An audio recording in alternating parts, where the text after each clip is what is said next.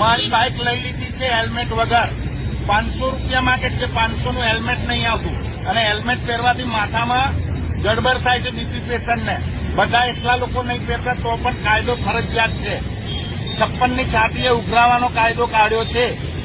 શું નામ? મને તકલીફ થાય છે માથામાં વાગે અને સરકાર જો હેલ્મેટ પહેરવાથી અમારો વીમો 1 કરોડનો લખાયો હોય તો કાલથી હેલ્મેટ પહેરવા મળે.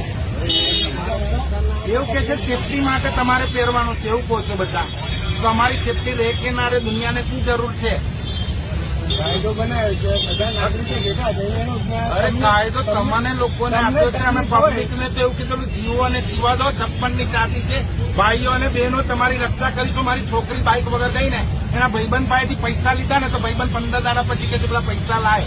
છોકરીઓની સેફટી નથી હેલ્મેટના કાયદામાં.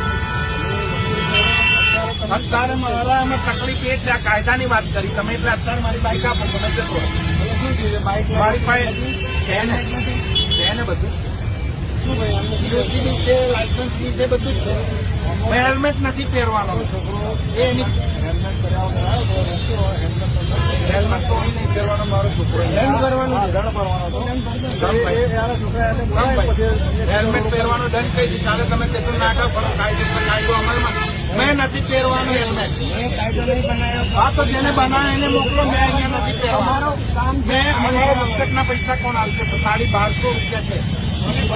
આ સાહેબ કઈ છે પેલા સાહેબો? પેલા જાડિયા સાહેબે પાડ્યો અહીંયા મિટિંગમાં છે. મેં લાખ રૂપિયા ખર્ચો થશે તો એ રક્ષકના પૈસા લઈ. તકલીફ નહીં હોય તમારે મારે લીગલી કરવું નથી. મારે તમે લીગલી આપો કે હેલ્મેટ નો કાયદો કમ્પલસરી છે અને આ પહેરવું પડશે. તમે ભરવા તૈયાર છો લખીને આપો. તમે લખીને આપો ને સરકાર આવીને પકડે ને. બજેટમાં આવી છે ભાઈ. તમે મને મારો મારી નાખો. મારે કઈ જરૂર નથી. મને મારી બાઈકથી મતલબ છે. મને કોઈ પડી નથી. તમારા જે મમ્મી અરે તમને તો સારા કર્મથી લાખોમાં એકને નોકરી મળે છે. કાયદે પૈસા લેશો તો શરમ આવશે તમને. અમે ક્યાં લઈએ છીએ? પાવતી પાસે એટલે પૈસા કોને મળશે? સરકાર કોને આપશે પૈસા? તમને લોકોને આપશે. તો તમને પગાર કઈથી મળશે? પગાર કઈથી મળશે તમને? અમને ના આપો. પૈસા કઈથી મળશે તમને? એ વિષય અમારો નથી. પણ તમને પૈસા કોણ એ આપે? વિષય તમે સરકારનો. અરે તો અમારો વિષય છે. મારી બાઈક આપો. અમારે હેલ્મેટ પહેરવું નથી.